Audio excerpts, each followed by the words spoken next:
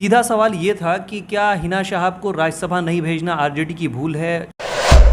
तब उनका पार्टी के भीतर क्या चल रहा है, पार्टी के भीतर क्या अंतर विरोध है, तो इस पर मुझे बहुत कुछ कहना उचित नहीं लग रहा है। लोग टूट जाते हैं एक घर बनाने में, इन्हें तरस नहीं आती है पूरी बस्तियां जलाने में।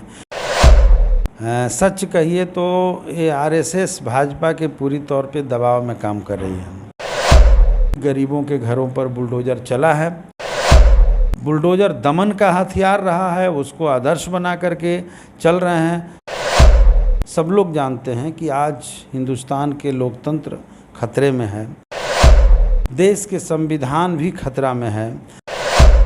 ऐसी जब स्थिति देश में पैदा हो गई है जो हिंदुस्तान के सत्यानाश करना चाहती है, उसको हटाया जाए तो पार्टी जिसके बारे में निर्णय ले लेती है उसी को हम लोग मान लेते हैं कि उनको जहाँ जैसी जगह मिली वहाँ सब जगह गए, सबके रणनीतिकार बने रहे।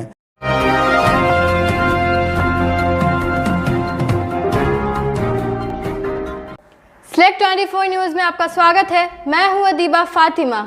आइए देखते हैं हमारे मुख्य संपादक मोहम्मद सादिक के साथ जीरादेई के माले विधायक अमरजीत कुशवाहा का सियासत से जुड़े हर मुद्दे पर बेबाक इंटरव्यू। हमारे साथ अमरजीत कुशवाहा हैं जो माले विधायक हैं। जी आइए उनसे बात करते हैं। सर बहुत स्वागत है SLEC 24 न्यूज़ में। आपके सभी दर्शकों को हमारे तरफ से बहुत बहुत शुक्रिया। सर अभी जो बिहार के जो सियासी हालात चल रहे हैं उसके बारे में आप अक्सर देखा गया है कि बहुत ज़्यादा मुखर होकर के बोलते हैं, सरकार की आलोचना करते हैं, बुलडोजर से लेकर हर तरह के मुद्दों को आप उजागर करते हैं। सरकार को क्या करना चाहिए कि समाज हित में हो? देखिए, बिहार की जो सरकार है, सच कहिए तो ये आरएसएस भाजपा के पूरी तौर पे दबाव में काम कर रही है और जोगी राज जिस तरह से बुलडोज़र को प्रतीक बना करके यूपी में दमन का अभियान छेड़े हुए है, हम देख रहे हैं कि बिहार के भीतर भी पिछले दरवाजे से उस बुलडोज़र राज को चलाने की कोशिश हो रही है। और इसी क्रम में पूरे बिहार के भीतर जहाँ कहीं भी गरीब, एक तो नीतीश जी जब सत्ता में पहली बार आए तो उन्होंने पूरे बिहार के गरीबों के अंदर एक सपना जगाया था कि हम सभी भूमिहीन गरीबों को ज़मीन देंगे, लेकिन ज़मीन तो इन्होंने दिया नहीं। एक आयोग का गठन किया जिस आयोग के ओर से डी बंदोपाध्याय आयोग, जो पूरे बिहार के भूमि का सर्वे करके और एक निष्कर्ष पर पहुंचा कि बिहार में लगभग 21 लाख एकड़ ज़मीन जो बड़े लोगों के कब्जे में है, दबंगों के कब्जे में है, बेनामी है, गैर मजरूआ है, तो इन ज़मीनों को उन्होंने कहा कि उन गरीबों में दिया जाए जो भूमिहीन है।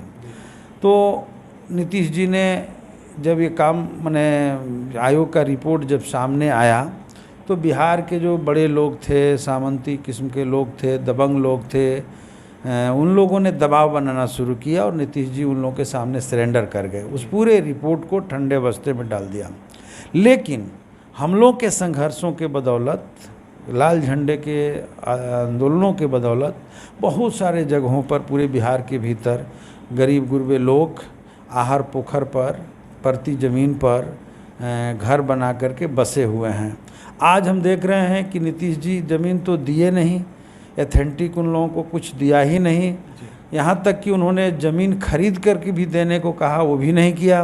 अब जो है सभी जगहों पर नोटिस जा रही है, उन्हें उजाड़ने की पूरी कोशिश हो रही है और मुजफ्फरपुर सहित कई ज़िलों में हमने देखा कि गरीबों के घरों पर बुलडोज़र चला है। और पटना में तो इसका नंगा नाच हम लोगों ने देखा, बाद में हाई कोर्ट को रोक लगाना पड़ा। वो नंगा नाच राजीव नगर में आपने देखा, नेपाली नगर में आपने देखा। और जिस माने लोग कवि ने कहा है कि भाई लोग टूट जाते हैं एक घर बनाने में, इन्हें तरस नहीं आती है पूरी बस्तियां जलाने में। वही कहावत यहाँ चरितार्थ हुई कि बिना किसी नोटिस के और ये सब लोग जानते हैं कि ज़मीन उन लोगों ने रजिस्ट्री कराया था, बजाबते उन ज़मीनों पर रोड है, सड़क बना हुआ है, बिजली है, पानी है, सब कुछ का सप्लाई, टैक्स, सब कुछ वहाँ के लोग बियर कर रहे हैं। और ऐसी स्थिति में सरकार यदि उन्हें उजाड़ना चाहती है, उसको ज़मीन की ज़रूरत है, तो हम समझते हैं कि बहुत सारा ज़मीन खाली है, उन लोगों को ही उसे अगर इलीगल ज़मीन था तो इलीगल कोई सर्टिफिकेट देते, लीज पर ही देते, जैसे भी देते दे सकते थे। लेकिन इतनी बड़ी संपत्ति को नष्ट कर देना और उतने लोगों को बेघर कर देना, बाल बच्चे सारे रोड पर आ गए, इतना पीड़ा उन लोगों को हुआ है जिसको कहना बहुत मुश्किल है। मैं समझता हूँ कि ऐसी अगर कोई सरकार चलती है तो बुलडोज़र की ही सरकार है। और हम तो देख रहे हैं कि बुलडोज़र दुनिया में विनाशक यंत्र के रूप में माना जाता रहा, और उसी बुलडोज़र को हमारे देश की एक पार्टी है जो आदर्श बना दिया है। बुलडोज़र दमन का हथियार रहा है, उसको आदर्श बना करके चल रहे हैं। तो खैर उनके बारे में तो कहना बहुत मुश्किल है, इसलिए कि उनको तो हिंदुस्तान में पूरी जनता के लोकतंत्र को समाप्त कर देना है। लेकिन नीतीश बाबू जो लोकतंत्र की दुहाई देते हैं, कर्पूरी जी का नाम लेते हैं, गांधी जी का नाम लेते हैं, इनके द्वारा यदि ये किया जा रहा है तो ठीक नहीं लग रहा है। और मैं समझता हूँ कि बिहार सरकार को ज़रूर इस पर सोचना चाहिए, विचार करना चाहिए, और नहीं तो आने वाले समय में जनता तो ज़रूर बताएगी। सीवान के जो सियासी हालात हैं उस पे भी काफ़ी हो हल्ला हो रहा है। हिना शाहब मैडम ने एक बयान दिया है कि मैं अभी न्यूट्रल हूँ। हिना शाहब को लेकर के आप क्या कहेंगे? बाकी उनके जो लोग हैं वो कहाँ खामोश बैठे हुए हैं? देखिए, वो उनका व्यक्तिगत मामला है, उस मामले पर मुझे कुछ नहीं कहना है। हम लोग तो अभी यही जानते हैं कि राष्ट्रीय जनता दल में हैं। अब उनका वक्तव्य आ गया, वो हमने भी सुना। तो अब उनका पार्टी के भीतर क्या चल रहा है, पार्टी के भीतर क्या अंतर्विरोध है, और मैं समझता हूँ कि इस तरह के अंतर्विरोध पार्टियों के भीतर आते हैं और उसको सॉल्व भी कर दिया जाता है, हल भी कर दिया जाता है। तो इस पर मुझे बहुत कुछ कहना उचित नहीं लग रहा है। क्या लगता है, पूर्व सांसद मोहम्मद शहाबुद्दीन को बहुत दिनों से आप जानते हैं, आप जहां से सियासत करते हैं लगातार आप कभी उनके दूर विरोधी भी रहे हैं, लेकिन फिर उन्हीं के सपोर्ट से आपकी जो है अलायंस भी हुई। तो आपको क्या लगता है कि पूर्व सांसद के पत्नी के साथ उनके मरने के बाद ये उपेक्षा नहीं है तो और क्या है कि अगर राज्यसभा ना भेजा जाए? देखिए, एक बात तो साफ है कि हमारी जो अलायंस हुई बिहार में वो मुद्दों पर आधारित अलायंस है, और बिहार में नहीं पूरे हिंदुस्तान आज इस दौर से गुजर रहा है।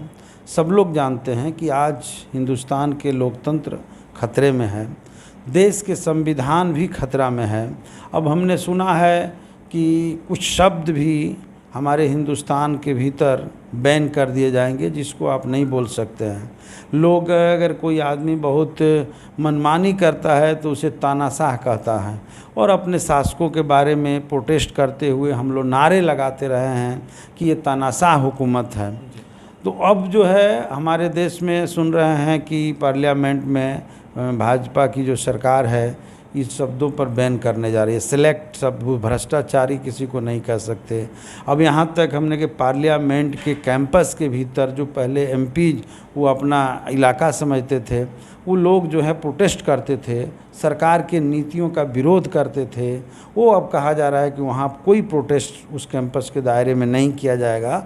तो हमारे देश में न्यूनतम लोकतंत्र भी जो है उसको कुचला जा रहा है, उसकी हत्या की जा रही है।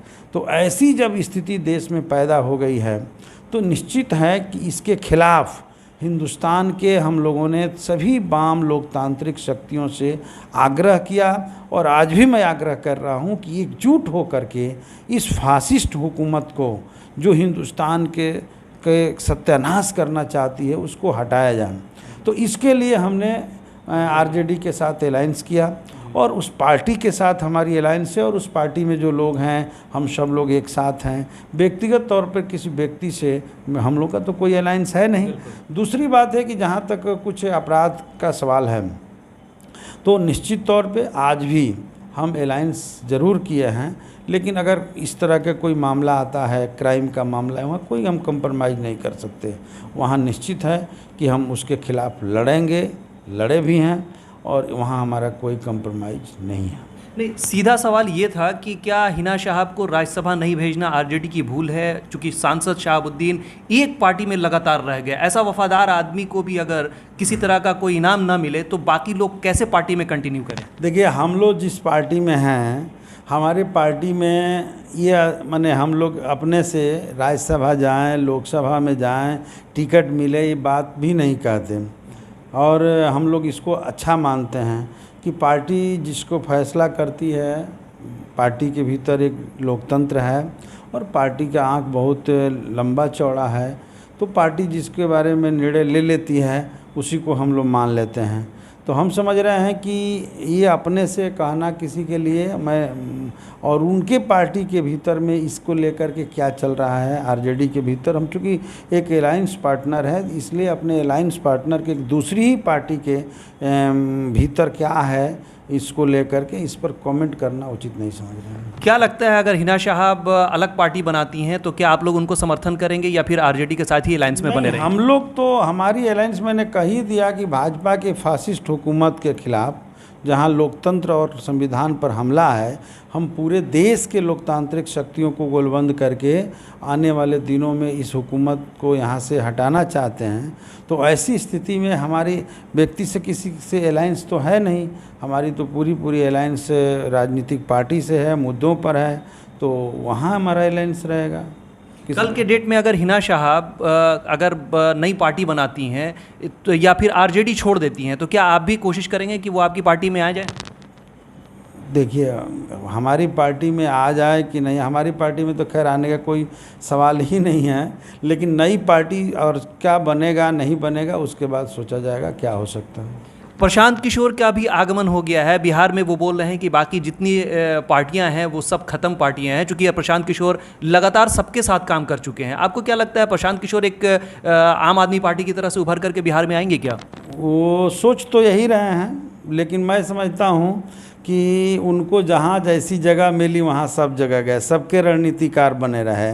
तो और अब उनको लग रहा है कि बिहार में कोई नई पार्टी बना करके नया आंदोलन शुरू करने की ज़रूरत है। तो मैं तो समझता हूँ कि आंदोलन की बिहार के भीतर ज़रूरत है और उस दिशा में हम लोग लगे हुए हैं। तो नई पार्टी पंजाब के तर्ज पर या दिल्ली के तर्ज पर यहाँ बन पाएगी, मुझे ऐसा नहीं लगता है, और कितना सफल होंगे वो समय बताएगा। सीवान के जो अभी हालात हैं, क्राइम पे काफ़ी कंट्रोल किया गया है, 112 नंबर की गाड़ियां लगातार मूव कर रही हैं, क्या लगता है इससे कुछ क्राइम रुकेगा क्या? देखिए, मैंने सरकार के मैंने प्रशासन सतर्क रहे, ये अच्छी बात है, लेकिन हम देख रहे हैं कि क्राइम रुका नहीं है। पूरे बिहार के भीतर, सीवान के भीतर क्राइम लगातार हो रहा है, और सच तो यही है कि प्रशासन सिर्फ शराब को मैंने बंद करवाने में लगा हुआ है। हालांकि वो बंद भी नहीं हुआ है, शराबबंदी का धंधा भी मैंने शराबबंदी भी पूरी तौर पे फेल्योर है। शराब का धंधा जोरों पर चल रहा है, सबसे ज़्यादा जोर सरकार का उसी पर है, और आज बिहार के भीतर क्राइम का ग्राफ बढ़ा है। अब एक प्रयोग चल रहा है, मैं नहीं समझता हूँ कि इसकी बहुत अच्छी उपलब्धि होगी, लेकिन अगर उपलब्धि हो, अगर क्राइम पर कंट्रोल हो, तो हम तो देखते हैं कि उस नंबर को लोग डायल करते हैं, वो नंबर जो है लगता ही नहीं है, लोग उठाते ही नहीं हैं। तो बहुत सारी समस्या अभी नया लॉन्च हुआ है, कितना कारगर होगा कहना मुश्किल है। शराबबंदी जिस तरह से लागू हुआ है, क्या नहीं लगता है कि ये इसको और बढ़ावा दे दिया गया है? होम डिलीवरी और रेट्स के जो मामले हैं सुने जाते हैं कि वो भी काफ़ी हद तक बढ़ा दिए गए हैं। अगर 100 रुपये का कोई सामान पहले हुआ करता था, आज की डेट में उसको 500-1000 रुपये में बेचा जाता है। तो क्या लगता है कि सरकार इसको बैकडोर से इसका प्रमोशन कर रही है क्या? देखिए, शराबबंदी फेल्योर है, इसमें कहना माने ये कहना बिल्कुल सही है कि सरकार जो है अब बैकडोर से सपोर्ट करती है कि नहीं। सरकार तो ऊपर से बोलती है कि हम नहीं करते हैं, और सरकार लगातार अपनी कोशिशें दिखाती है दिखावा के लिए, लेकिन हम जानते हैं कि शराब माफिया बड़े बड़े जो बिहार के हैं वो सब इसमें संलिप्त हैं, उन लोगों पर कार्रवाइयाँ नहीं होती हैं। और शराब माफिया के साथ साथ जो बड़े बड़े जो थाना है, खास करके सीमा के इलाकों के, वो थाना भी उन लोगों के साथ मिला हुआ है, अफसर भी मिले हुए हैं। तो सब मिली भगत ये सब धंधा चल रहा है।